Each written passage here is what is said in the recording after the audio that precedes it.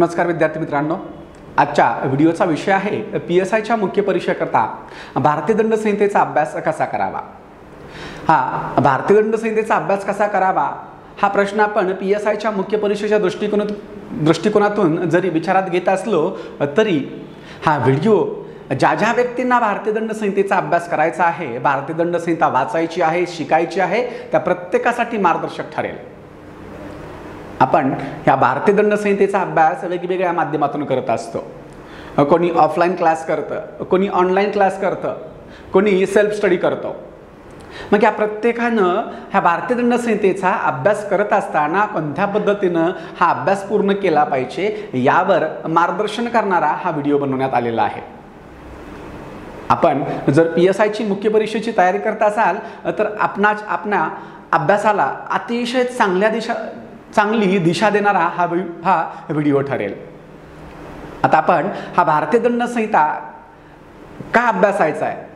PSIच्या मुख्य परीक्षेमध्ये जे एकूण 11 अधिनियम आपल्याला देण्यात आलेले आहेत, त्या 11 अधिनियमांच्या पैकी हा भारतीय दंड संहिता हा एक अधिनियम आहे।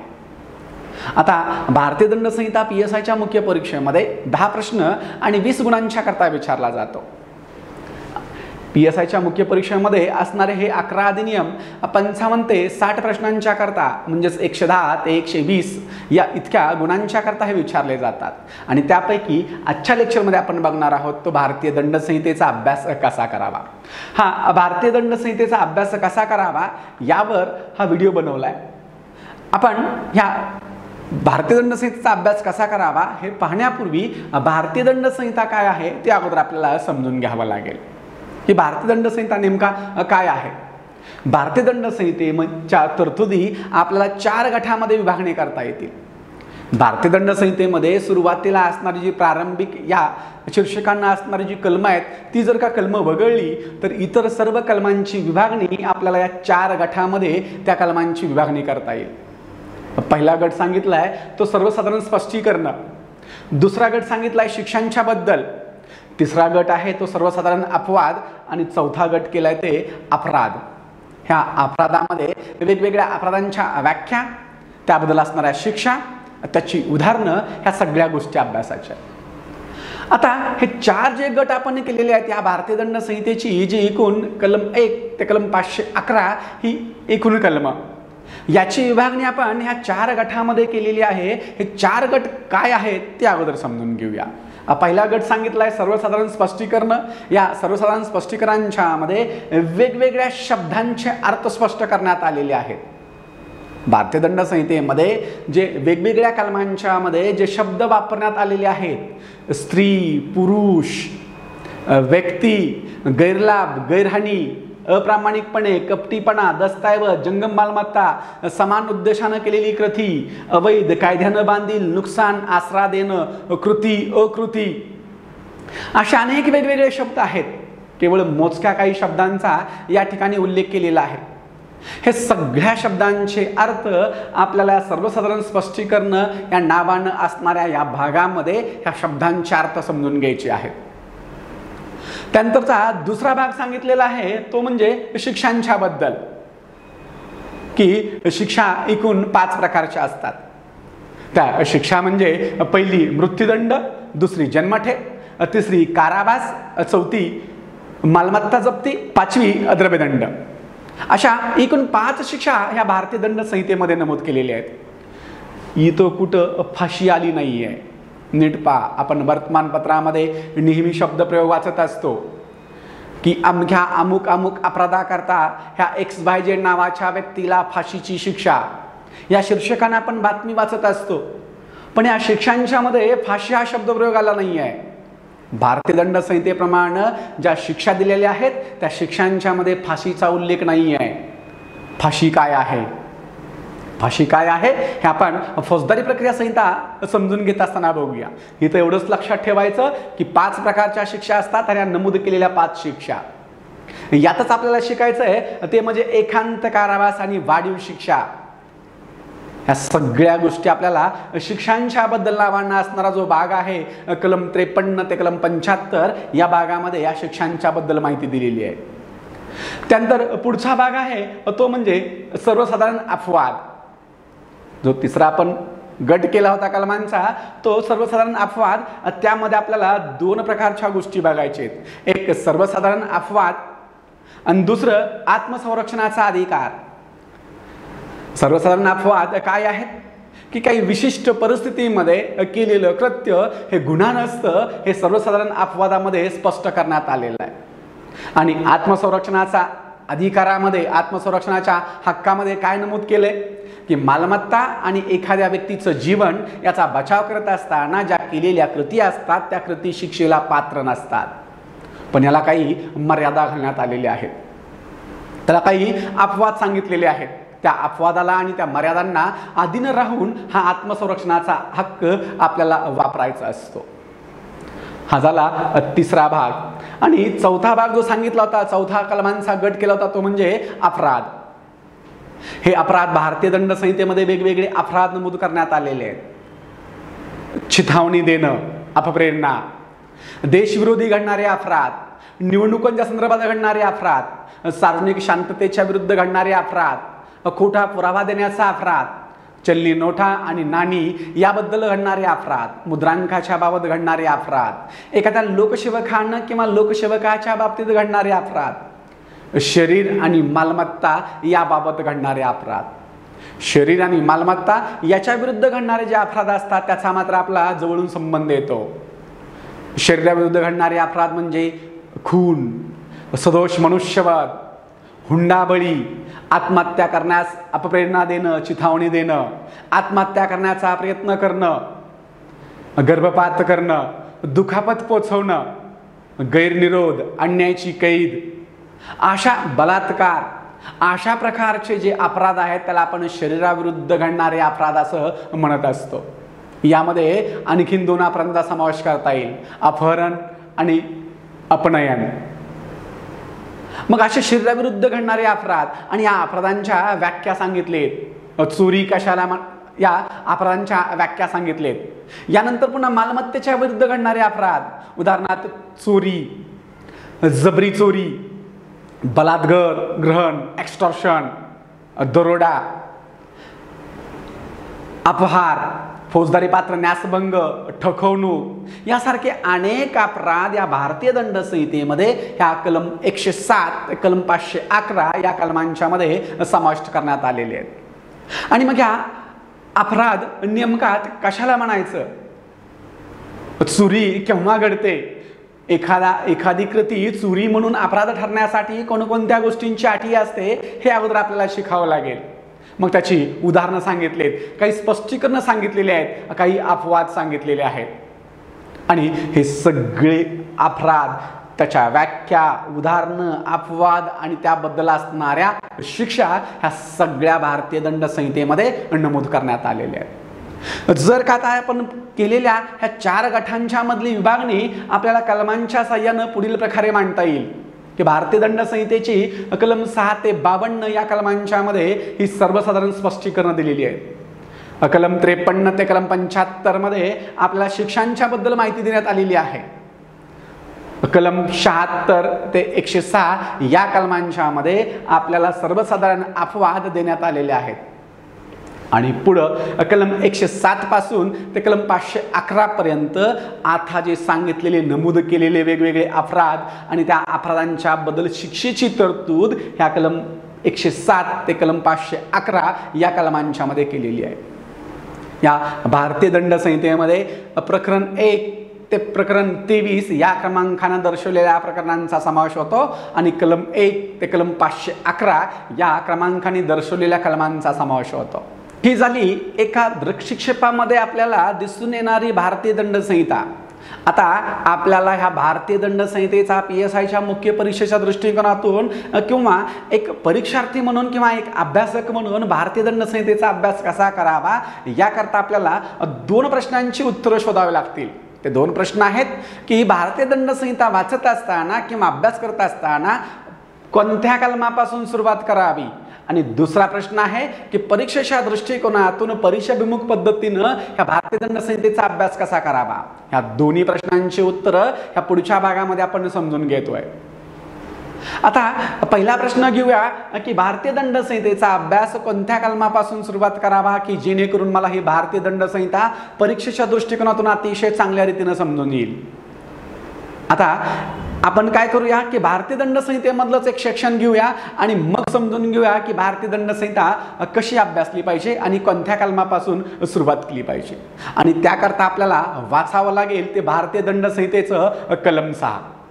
ह्या कलम 6 मध्ये काय नमूद केलेलं आहे की या कलम 6चं शीर्षक दिलेलं आहे की या संहितेमधील व्याख्या अपवाद लक्षात घेऊनच वाचणे. त्याच्या खाली विवेचनामध्ये दिले की या संहितेमध्ये सर्वत्र दिलेले अपराध, शिक्षेच्या तरतुदी, त्याखाली दिलेली उदाहरणं, या बाबी सर्वसाधारण अपवाद या नावाच्या प्रकरणामध्ये नमूद केलेले अपवाद लक्षात घेऊनच वाचायचे आहेत. मग ते अपवाद जरी त्या त्या अपराधात, तरतुदीमध्ये, त्या उदाहरणामध्ये पुन्हा पुन्हा दिलेले नसले तरी सुद्धा हे सर्वसाधारण अपवाद लक्षात घेऊनच आपल्याला ह्या सगळ्या तरतुदी वाचायचे. बघा, पुन्हा एकदा रिपीट करतो की हे कलम 6 काय सांगतंय की भारतीय दंड संहितेमध्ये सर्वत्र दिलेले जे अपराध आहेत, ज्या शिक्षांच्या तरतुदी आहेत, जी उदाहरणं आहेत, ती कशी वाचायची आहेत. अगोदर आपल्याला या भारतीय दंड संहितेमध्ये सर्वसाधारण अपवाद या नावानं असलेल्या प्रकरणामध्ये जे अपवाद दिलेले आहेत ते अपवाद लक्षात घेऊन वाचायचे आहेत. याचाच अर्थ असा होतो की आपल्याला जे अपराध, शिक्षा आणि उदाहरणं कोणत्या कलमापासून दिले आहेत, कलम 107 ते कलम 511 या कलमांच्या मध्ये हे अपराध, त्या करता असणाऱ्या शिक्षा आणि त्याची उदाहरणं नमूद केलेली आहेत. मग हे सगळं वाचत असताना कोणते कलम, कलम 107 ते कलम 511 हे वाचत असताना आपल्याला काय वाचायचंय की ह्या सर्वसाधारण अपवाद या प्रकरणामध्ये नमूद केलेले जे अपवाद आहेत ते अपवाद लक्षात घेऊन मग वाचायचे. आणि मग ह्या सर्वसाधारण अपवाद कुठे दिलेले आहेत, कलम 76 ते कलम 106 या कलमांच्या मध्ये हे सर्वसाधारण अपवाद नमूद केलेले आहेत. आणि हे वाचल्यानंतर मगच आपल्याला कलम 107 ते कलम 511 ही कलम वाचायची आहेत. म्हणजे कलम 107 ते कलम 511 ही कलम वाचण्याच्या अगोदर आपल्याला कलम 76 ते कलम 106 ही कलम वाचणं बंधनकारक केले ह्या भारतीय दंड संहितेच्याच कलम 6 प्रमाणे. आलं लक्षात की म्हणजे आपण थेटपणे कोणत्याही अपराधाला वाचण्यास सुरुवात करायची नाही. अगोदर काय करायचंय, 76 ते 106 ही कलम वाचून घ्यायची. त्यामध्ये काय दिलंय, सर्वसाधारण अपवाद आणि आत्मसंरक्षणाचा हक्क किंवा अधिकार दिलेला आहे हे अगोदर वाचायचंय आणि मग बाकीच्या गोष्टींना प्रारंभ करायचा आहे. पण आता हे प्रारंभ करत असताना सुद्धा थेटपणे 76 ते 106 वाचू नयेत. अगोदर काय करावं की या भारतीय दंड संहितेमध्ये जे वेगवेगळे नमूद केलेले सर्वसाधारण स्पष्टीकरण म्हणून जो प्रकरण आहे त्यामध्ये जे वेगवेगळे नमूद केलेले शब्द आहेत ते शब्द आपल्याला समजून घ्यायचे आहेत. मगाशी सांगितलं होतं की या भारतीय दंड संहितेच्या कलम 6 ते 52 मध्ये आपल्याला वेगवेगळ्या शब्दांची स्पष्टीकरण दिलेली आहेत. उदाहरणार्थ स्त्री, पुरुष, व्यक्ती, गैरलाभ, गैरहानी, अप्रामाणिकपणे, दस्तऐवज, इलेक्ट्रॉनिक दस्तऐवज, कृती, अकृती असे वेगवेगळे शब्द आपल्याला ह्या कलम 6 ते 52 मध्ये वाचायला मिळतात. ह्या कलम 6 ते 52 या शब्दप्रयोगामध्ये, या कलमांच्या मध्ये असणारे हे शब्दप्रयोग वाचल्याशिवाय आपल्याला भारतीय दंड संहिता कधीही शिकता येणार नाही. कारण कोणताही कायदा शिकत असताना त्या कायद्यामध्ये वेगवेगळ्या कलमांच्या मध्ये जे वापरण्यात आलेले शब्द असतात त्या शब्दांचे अर्थ जोपर्यंत समजत नाहीत तोपर्यंत त्या तरतुदी आपल्याला समजणार नाहीत. उदाहरण म्हणून आपण एक सेक्शन घेतलेला आहे, सेक्शन 378. सर्वांनाच माहित आहे की कलम 378 मध्ये चोरीची व्याख्या देण्यात आलेली आहे. जर का तुम्हाला कोणी अशा प्रकारे थेटपणे एखादा अपराध शिकवायला सुरू करत असेल, भारतीय दंड संहितेची सुरुवातच जर का एखाद्या अपराधापासून प्रारंभ करत असेल तर अतिशय चुकीची पद्धत आहे. तुम्ही चुकीच्या पद्धतीने भारतीय दंड संहिता शिकायला जाताय, कधीही शिकता येणं शक्य नाही आहे. भारतीय दंड संहितेच्या अभ्यासाची सुरुवात ही कलम 1 पासूनच झाली पाहिजे. त्याचं स्पष्टीकरण तुम्हाला हे उदाहरण वाचल्यानंतर लक्षात येईल की आपण कलम 378 समजून घेऊया. कलम 378 वाचून घेऊया, केवळ समजून येणारच नाहीये. वाचूया की जो कोणी कोणत्याही व्यक्तीच्या कब्जातून कोणतीही जंगम मालमत्ता त्या व्यक्तीच्या सहमती वाचून अप्रामाणिकपणे घेऊन जाण्याच्या उद्देशानं तशी ती घेता यावी यासाठी स्थानभ्रष्ट करतो, त्याला तो चोरी करतो असे म्हटले जाते. आता या कलम 378 मध्ये चोरीची व्याख्या दिलेली आहे. यामध्ये या कलमांशामध्ये काही शब्द वापरण्यात आलेले आहेत.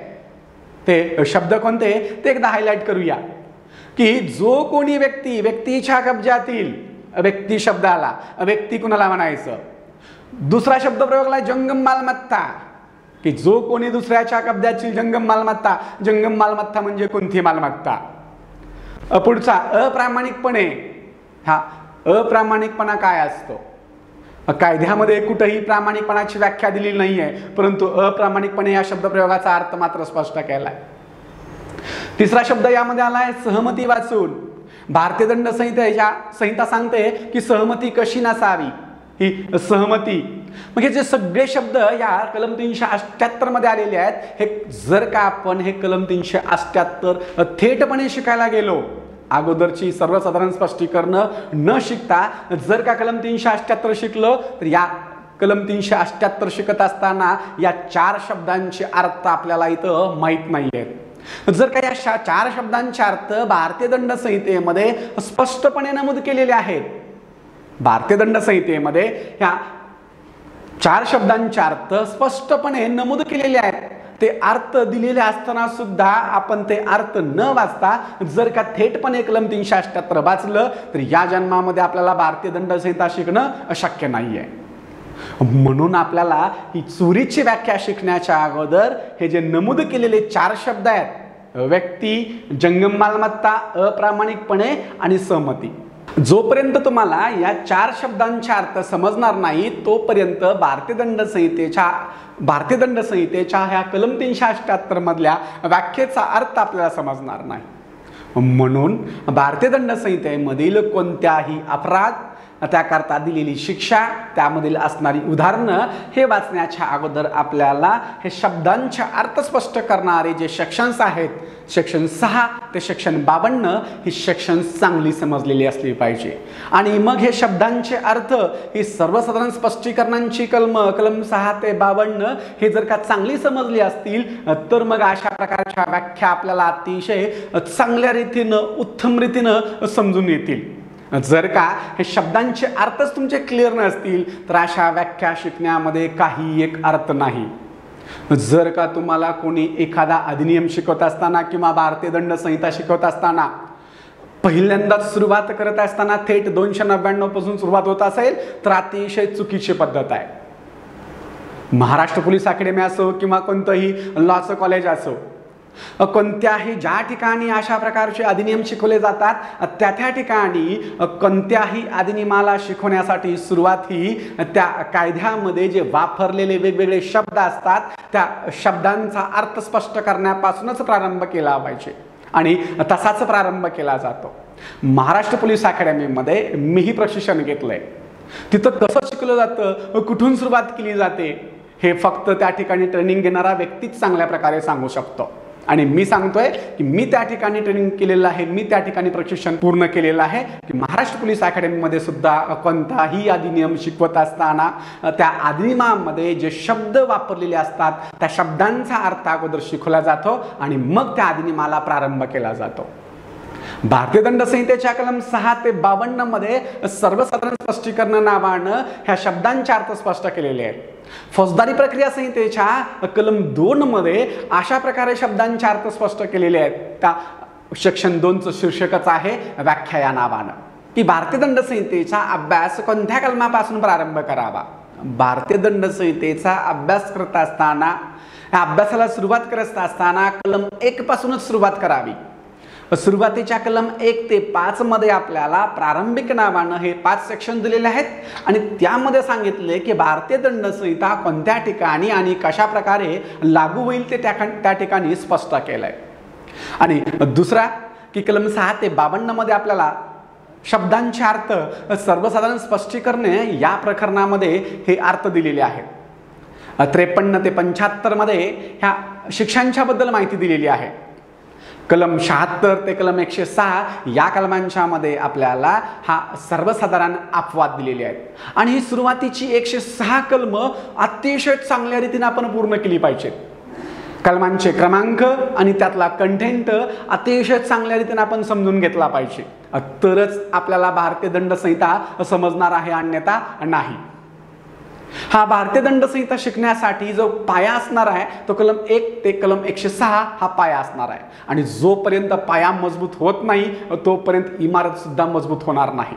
म्हणून भारतीय दंड संहितेच्या अभ्यासाची सुरुवात कुठून करावी या प्रश्नाचं उत्तर आहे कलम 1 पासून आपण भारतीय दंड संहितेच्या अभ्यासाला प्रारंभ करावा, तिथूनच सुरुवात करावी. जर का कोणी अन्य एखाद्या अपराधाच्या व्याख्येपासून अभ्यासाला सुरुवात करा म्हणून सांगत असेल तर ते पूर्णपणे चुकीचं आहे. आता यानंतर आपण समजून घेऊया तो यातला दुसरा प्रश्न की या भारतीय दंड संहितेचा अभ्यास कसा करावा. मगाशी सांगितल्याप्रमाणे कलम 1 ते 106 ही सगळी कलम व्यवस्थित समजून घ्यायची आहेत. त्यातल्या काही कलमांचे क्रमांक तुमचे आपोआपच पाठ होऊन जाणार आहेत.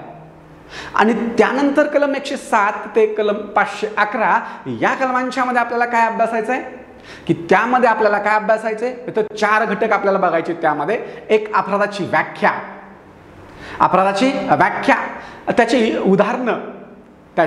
उदाहरणं, त्यानंतर त्या कलमांच्या मध्ये देण्यात आलेले वेगवेगळे अपवाद आणि त्या वेगवेगळ्या अपराधाकरता असणाऱ्या अपराधांच्या शिक्षा, अशा 4 भागांच्या मध्ये ह्या कलम 107 ते 511 या तरतुदी आपल्याला अभ्यासायच्या आहेत. मग ह्या सगळ्या अपराधांच्या ज्या व्याख्या दिल्या आहेत आणि ती उदाहरणं आहेत, व्याख्या आणि उदाहरणं ही एकमेकावर असणारा विसंबून असणारा घटक आहे. व्याख्या चांगली समजली तर उदाहरण चांगलं समजेल, उदाहरण चांगलं समजलं तर व्याख्या चांगली समजेल. काही अपराधांच्या बाबतीमध्ये तुम्हाला व्याख्येवरून उदाहरणं समजतील तर काही अपराधांच्या व्याख्येच्या बाबतीमध्ये उदाहरणावरून व्याख्या तुम्हाला समजून येईल. दुसरं त्यामध्ये असणारे अपवाद देखील आपल्याला जाणीवपूर्वक लक्षात ठेवायचे. आणि तिसरा जो भाग आहे तो शिक्षांचा. भारतीय दंड संहितेच्या सर्वात जास्त शिक्षा पाठ असणाऱ्या व्यक्ती कोणत्या हा प्रश्न ज्यावेळी आपण विचार करतो त्यावेळी मला एकच उत्तर मिळतं की भारतीय दंड संहितेच्या शिक्षा कोणाच्या सर्वाधिक पाठ असतील तर ती म्हणजे PSIच्या मुख्य परीक्षेची तयारी करणारे हे परीक्षार्थी. अगदी न्यायाधीश किंवा वकील किंवा पोलीस अधिकारी यांना सुद्धा भारतीय दंड संहिता उघडूनच एखाद्या विशिष्ट अपराधाकरता त्या कायद्यात किती शिक्षा दिलेली आहे हे पुस्तक उघडूनच सांगावं लागेल. आपल्याला सगळ्यात शिक्षा पाठ होणं कदापि शक्य नाही. व्यवहारांमध्ये वर्तमानपत्रामध्ये जे कलमांची नावं किंवा क्रमांक आपल्याला वाचायला मिळतात त्या शिक्षा आपल्याला पाठ असल्या पाहिजेत. बाकीच्या शिक्षा निदान ओझरत्या तरी आपण वाचून घेतल्या पाहिजेत की जेणेकरून आपल्याला त्या प्रश्नांची उत्तरं अंदाजे देता येतील.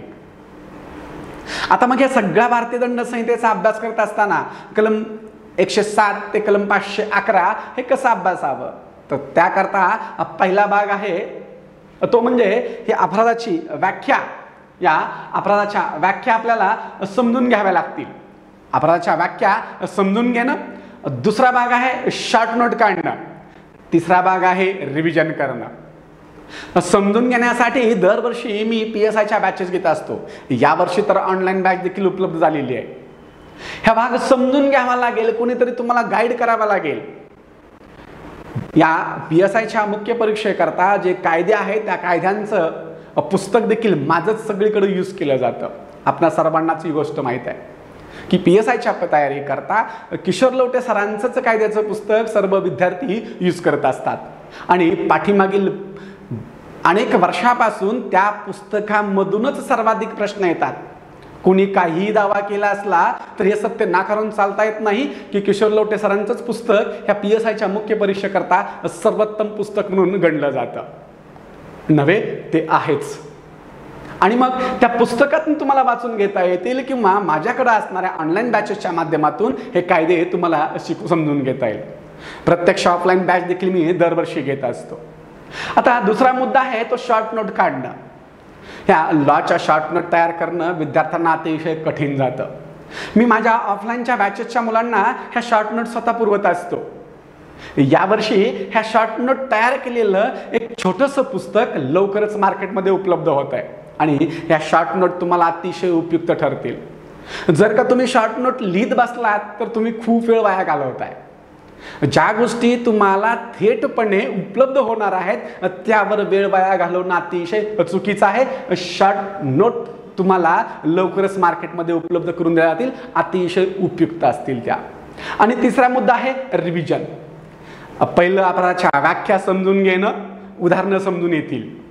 उदाहरण सांगितल्याबरोबर तुम्हाला समजलं पाहिजे की भारतीय दंड संहितेमध्ये कोणत्या शब्दामध्ये हा उदाहरण आपल्याला बसवता येईल, कोणत्या शब्दामध्ये हा अपराध आपल्याला व्यक्त करता येईल ते समजलं पाहिजे. आणि ते एकदा लक्षात आलं की मग रिव्हिजनला आपल्याला वेळ जाणार नाही आहे. आणि रिव्हिजन करायच्यात त्या आपल्याला शॉर्ट नोटच्या रिव्हिजन करायच्यात. जर का तुम्हाला शक्य असेल तर जे तुम्ही पुस्तक वाचताय माझंच, त्या पुस्तकामध्ये महत्त्वाचा असणारा भाग तुम्ही हायलाईट करू शकता. त्यामध्ये मार्करच्या साह्यानं किंवा पेनच्या साह्यानं अंडरलाईन करा आणि तोच भाग पुन्हा पुन्हा वाचा. शॉर्ट नोट मात्र लिहिण्याचा अट्टास करू नये. तुम्हाला हाताखालून जावं, लक्षात राहावं म्हणून लिहायचं असेल तर काही हरकत नाही आहे, पण शॉर्ट नोट म्हणून जर का कोणी लिहून काढत असेल तर ते अतिशय चुकीचं आहे. मी तर माझ्या क्लासमध्ये ऑफलाईनच्या लेक्चरमध्ये कधीही काहीही लिहून देत नाही. जे मला महत्त्वाचं म्हणून विद्यार्थ्यांना पॉइंट आउट करायचं असतं ते सगळे मुद्दे मी नोट्सच्या माध्यमातून, टाईप केलेल्या लिखी नोट्सच्या माध्यमातून सर्व मुद्दे पुरवत असतो आणि त्यातनं सगळं शिकलं जातं आणि सगळा अभ्यासक्रम पूर्ण केला जातो. तिसरा मुद्दा आहे तो म्हणजे काही कलम आणि शिक्षा लक्षात ठेवाव्या लागतील. काही कलम आणि काही शिक्षा सहजपणे तुमच्या लक्षात राहणार आहेत. उदाहरणार्थ 302 म्हटल्यानंतर माझ्या क्लासमध्ये असणारा मुलगा प्रत्येक जण म्हणणार आहे कलम 302 खुनाकरता असणारी शिक्षा आहे. याला शिक्षा सांगितले आजीवन कारावास किंवा मृत्यूदंडाची शिक्षा सांगितले. खून म्हटलं की माझ्या क्लासची मुलं 2 सेक्शन उच्चारतात. एक कलम 302 आणि कलम 303. खून म्हटलं की सर्वांनाच माहित आहे खुनाची व्याख्या ही कलम 300 मध्ये दिलेली आहे. मग कलम 302 आणि कलम 303 या 2 कलमांच्या मध्ये खुनाकरता शिक्षा सांगितली. ती शिक्षा देखील आपल्याला आठवली पाहिजे. काही कलम आणि त्याच्या शिक्षा सहजपणे लक्षात राहतील, काही शिक्षा मात्र जाणीवपूर्वक तुम्हाला पाठ कराव्या लागतील. पुढचा प्रश्न आहे तो म्हणजे सराव प्रश्न सोडवणं.